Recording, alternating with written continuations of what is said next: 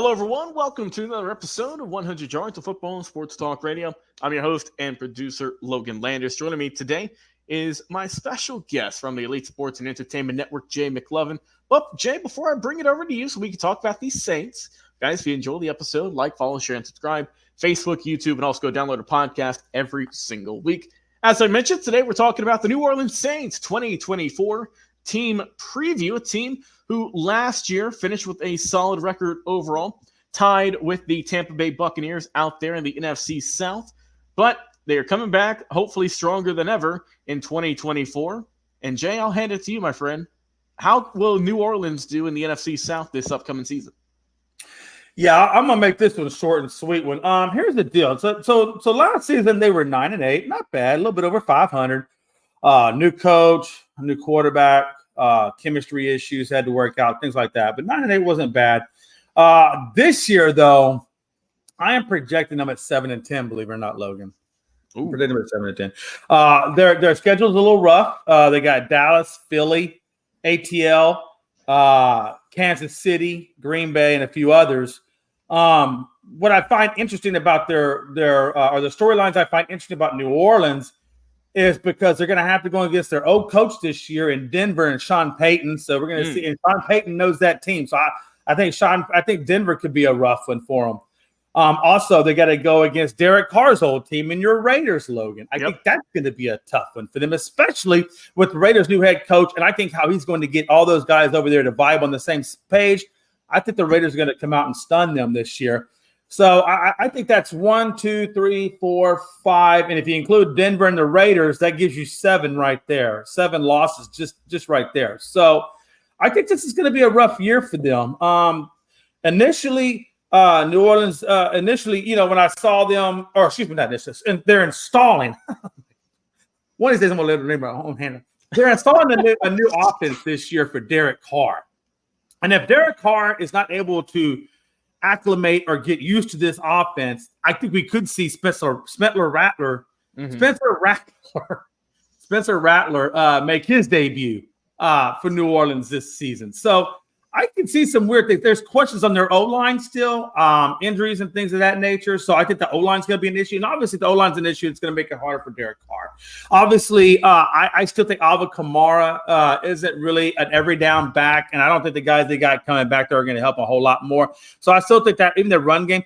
And then when you look at Olave, their best wide receiver, he hurt himself. He messed up his shoulder in the weight room. So now he's day-to-day. So they don't even know what they're going to get out of Olave because, Olave, if the shoulder's an issue, depending on how long that shoulder, depends on how bad they haven't said how bad the injury was. It may just be something. So I don't want to speculate too far into Olave, but they're going to need a heavy dose of Olave if this team's going to go anywhere. So he's going to have to really pull up. And also, Juwan Johnson, the tight end, is having surgery on his foot. So he's going to be out for a little while. So that means they're going to have to throw Taysom Hill up in there. So they're going to need a lot of Taysom Hill, and they're going to need a lot of Olave. And Kamara is going to have to be a little bit more durable and probably extend his playing time a little bit to help offset that O-line. Those are all the key issues I have for New Orleans.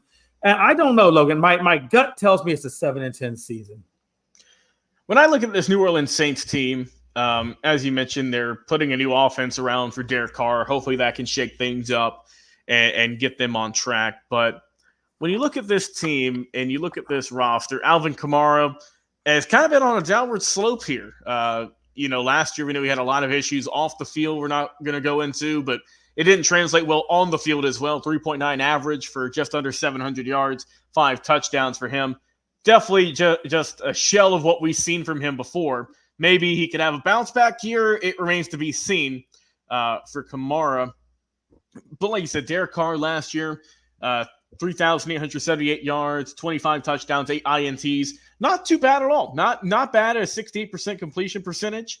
Only threw for a handful of interceptions as well and was sacked, I believe, 31 times. So we'll see how he can bounce back from that. But when I want to look at this team, and I want to look at that receiving core, because that's a big one there. You mentioned Chris Olave. He hurt his shoulder, he messed it up. We don't know really what's going to make of that. But when you look at the rest of this team, you got Rashid Shaheed, right, who's their second leading receiver last year.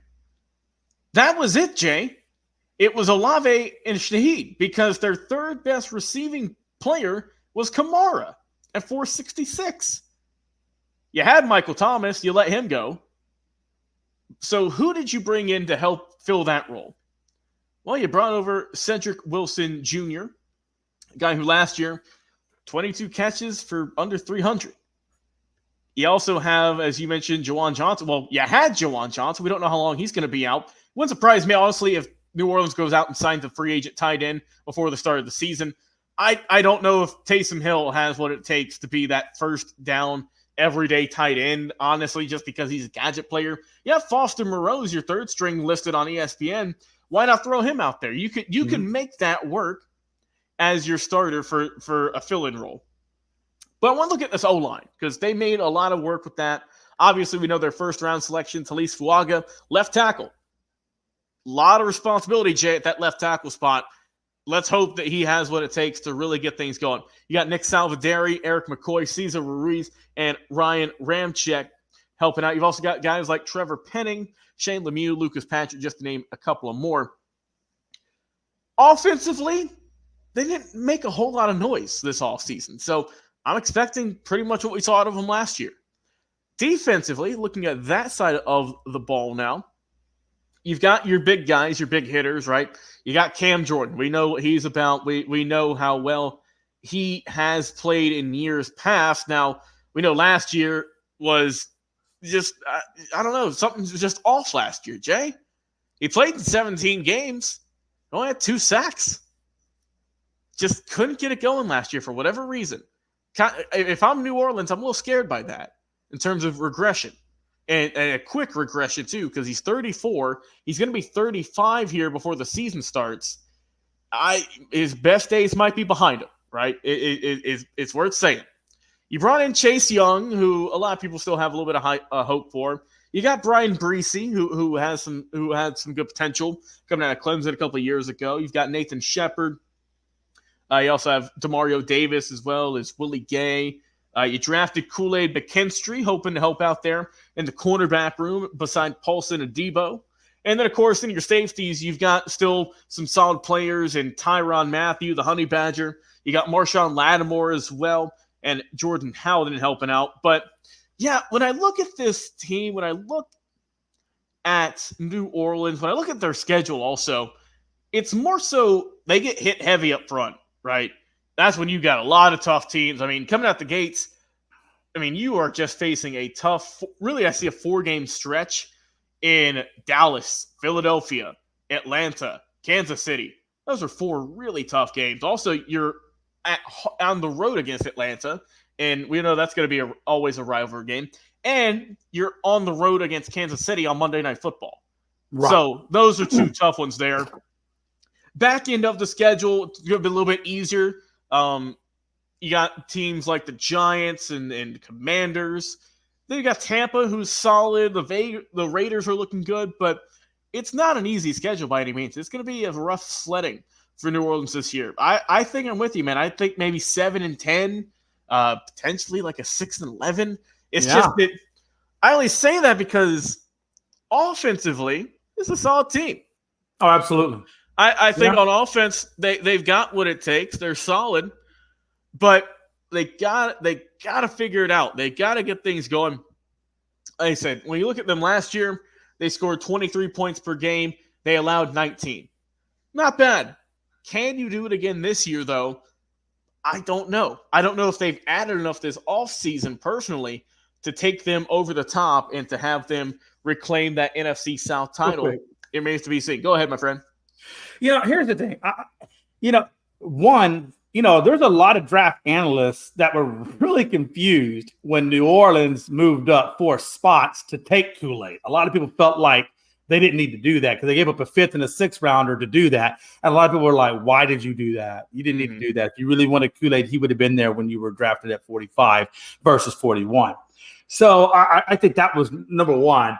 Number two, I know you're saying they're a solid offense, but to me, Logan, with the new offense being installed, with Olave's shoulder in question, with Kamara on the downward slide, with Cedric Wilson. Look, Cedric Wilson started out in Dallas. This guy's always been a third down receiver or a possession receiver. Nothing really, anything significant that's going to move the needle anyway, one way or the other on that offensive side.